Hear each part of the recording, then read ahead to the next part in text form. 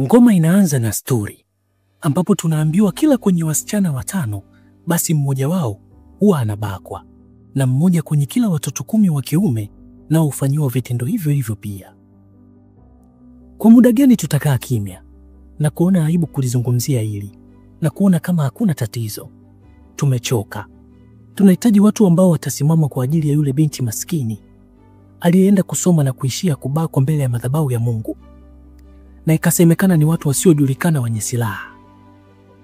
Sasa hapa kuna huyu mjomba anaitwa Elijah, anamaliza kupunguza zake wazungu, alafu akacheka kinoma na akaomba msamaha kwa Mungu kwa dhambi aliyoifanya mbele yake. Ni hatari kweli. Yule binti ambaye mama yake hakuweza hata kumtetea kwa sababu ya kuogopa jamii itamzungumzia vipi, wakijua mumeo amelala na mtoto wake. Huu ni ukatili sana. Mzee analala na binti yake mbele ya mkewe. Yule kijana ambaye alifanyiwa hivyo pia na mwalimu wake, na akiwa anajua kabisa hajui haki zake.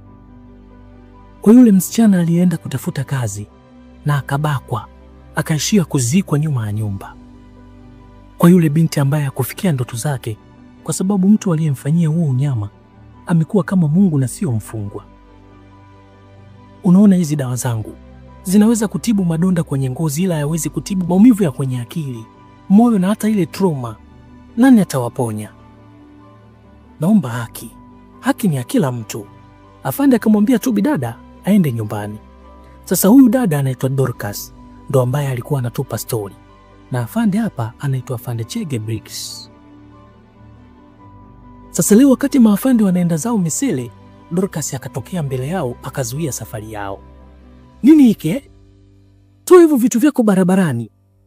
Na watoto wengine wakatokea kutoka vichakani. Na akaanza kuwatambulisha. Huyu anaitwa Bukola, ana miaka 16, amepata watoto 2 kwa sababu ya kubakwa. Huyu anaitwa Rashidati, miaka 15, amepata ugonjwa wa kukojoa kila sehemu kwa sababu ya ubakaji. Huyu Chibuzor ana miaka 15, ameathirika na ukimwi, ni matokeo ya kubakwa. Wanawageuza watoto wetu wabeba magonjwa. Nani atakuwa mwalimu? Nani atatujali? Wanatumaliza. Nini maana ya hiki? Kwa nini unajihusisha na haya yote? Hamna kaka nyie? Wako wapi baba zenu wawapambanie? Dorcas akamwambia ofisa Chege kuwa wazee wao ni waoga, wanaogopa sana kifo. Sasa Afande Chege bana aliguswa sana na maneno ya Dorcas na akamuita Afande T afuatilie na ampe taarifa kuhusu watu ambao wanafanya hayo matukio hapa kijijini. Ila Afande T akamwambia hilo sio swala ambalo limewaleta, ufocus na kazi yao tu ambayo itaanza wiki ijayo. Na hatutakiwi kujihusisha na mtu ambaye anaonekana yuko juu ya sheria. Kwa hiyo kama yuko juu ya sheria, haya mambo hayatokei tu hapa, hata sehemu nyingine yanatokea. Lakini hao watu hawachukulia hatua yoyote ile. Kwa nini tupoteze muda? Niambie kitu. Utafanya nini ukirudi nyumbani ukakuta binti yako au kijana wako amebakwa? Na ufanye kitu kwa sababu kila mtu anawaza kama unavyowaza wewe. Utajisikiaje ukaomba msaada na ukaukosa? Afande akamchana sana Private Tayon na akampanga siku moja itakuwa zamu yake. Dorcas akaja tena kambini mida ya usiku kuzungumza na ofisa Chege. Unafanya nini hapa? Ni hatari kuwa nje usiku kama huu. Hakuna sehemu salama kwenye hiki kijiji. Unaongea Kiingereza kizuri? Mimi nilimaliza sekondari. Naongea Pidgins kwa sababu sitaki wanakijiji wenzangu wajione kama hawakwenda shule. Kwa nini uko hapa? Mgomo na siendi kokote hadi lifanyike jambo. Rafiki, jina langu naitwa Chege Briggs, ni ofisa wa jeshi. Sina muda na hivi vitu. Basi tengeneza muda. Ungekuwa na akili kama ninavyodhani, ungejua kitu sahihi cha kufanya.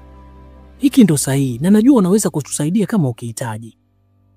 Stori yako ni ipi rafiki? Mimi yatima ambaye namwangalia dada yangu mwenyewe, mwenye miaka 23. Siendi kokote hadi ufanye kitu. Nenda nyumbani. Wapo kama matemineta, wanakula kila kitu. Nimesema nenda nyumbani. Nitawaambia nini watu ambao wanakuamini? Nikawaambia umetufelisha kama watu wengine? Niambie ni kina nani hao? Sasa ofisa Chege akaita kikosi chake na akawaambia wanatakiwa kushughulikia swala hili lililopo mbele yao kwanza, ili kuleta amani kwa watu wa kijiji. Hawezi kuona maovu yanatendeka na wao wapo hapa. Wafanye hili kwa ajili yao. Leo wapumzike kwa ajili ya kesho kwenda kwenye hiyo mission. Sasa leo upande wa pili huku kuna dogo anakimbia spidi na akaleta taarifa kwa Eliga kwa askari wanakuja. Akacheka tu. Baada ya muda Chege na kikosi chake wakawasili pale. Eliga wala ajali kabisa, ndo kwanza anampanga huyu demu kama simu yake ikipato chochote kwenye hiko kioo atamnyoosha. Karibu. Wewe ndo mhusika wa hizi kesi zote za ubakaji hapa kijijini. Wewe na genge lako mmebaka nusu ya wanawake na watoto kwenye hiki kijiji na unatembea tu mtaani kama mtu huru. Eliga akacheka sana.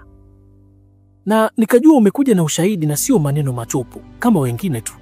Umekuja na maneno matupu, maneno ambayo yatakufanya uweseke wakati mwingine ukisikia sauti yangu. Hauna warranty ya kunikamata. Ninafanya kile ninachotaka. Haufanyi ofisa Chege Briggs. Unashangaa? Na kujua wewe ofisa Chege, mtoto wa kwanza kwa mama Mkenya na baba Mnigeria. Mjinga wewe. Yeyote anaweza kusoma haya kwenye Google. Na kujua unafanya kazi kwa Kanali Peters, ni rafiki yangu mkubwa tu. Unakumbuka tukio la kufa kwa wanajeshi wako 10 kule kaskazini? Nitakumaliza hapa hapa. Na itakuwa imeisha. Na hata Kanali Peters hataweza kuvumilia. Nakupa maneno yangu ya heshima, Eliga. Utalipo kwa uhalifu wako. Afande Chege akasepa na kikosi chake. Maneno matupu tu kama wengine. Joe. Eti yule ofisa amekuja kututisha kwenye kijiji chetu. Kuhusu sheria. Sheria ilikuwa wapi wakati nateseka miaka 10? Ilikuwa wapi sheria wakati napambana kupata matokeo mazuri? Sasa ofisa Chege akawa amemleta mwandishi wa habari anaitwa Nancy. Akawaambia wanayo warrant ya kumkamata, ila unatakiwa kuwa na ushahidi ambao utamfunga jela kwa miaka mingi na ikiwezekana afungwe kifungo cha maisha. Afande Chege akamwambia anamjua mtu ambaye anaweza akazungumza, na akachukuliwa akapelekwa hadi nyumbani kwao Dorcas. Mambo Dorcas, naitwa Nancy kutoka Good News. Akamsalimia dada yake Dorcas, ila akastuka sana. Na Dorcas akamwambia huyu anaitwa Martha. Hajaongea kwa miaka mingi, nitaongea kwa ajili yake.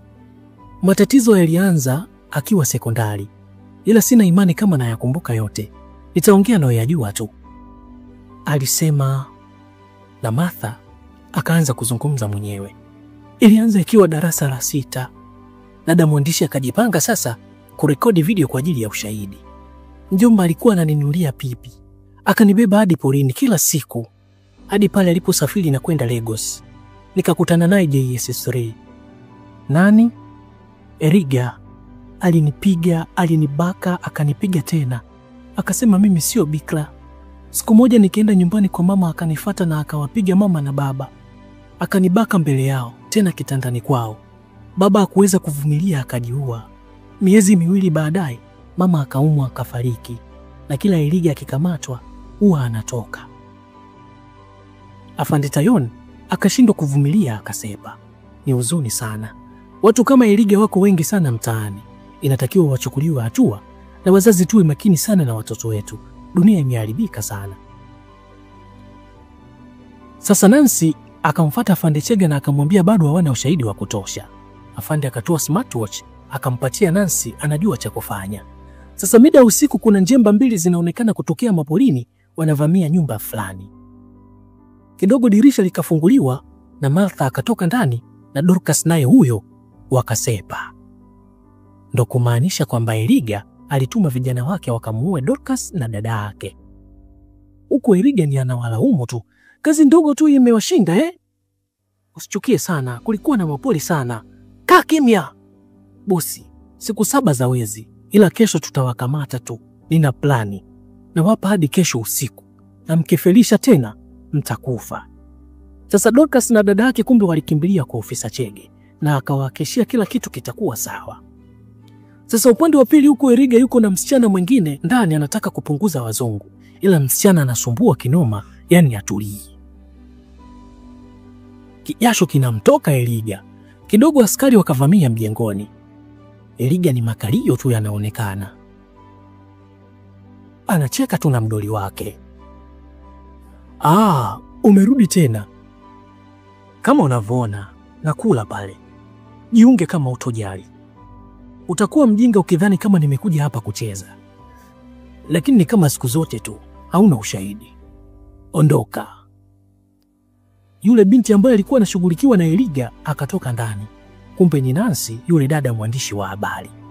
Amejashuka kinoma, anamkata jicho Eliga na akampatia saa ofisa Chege.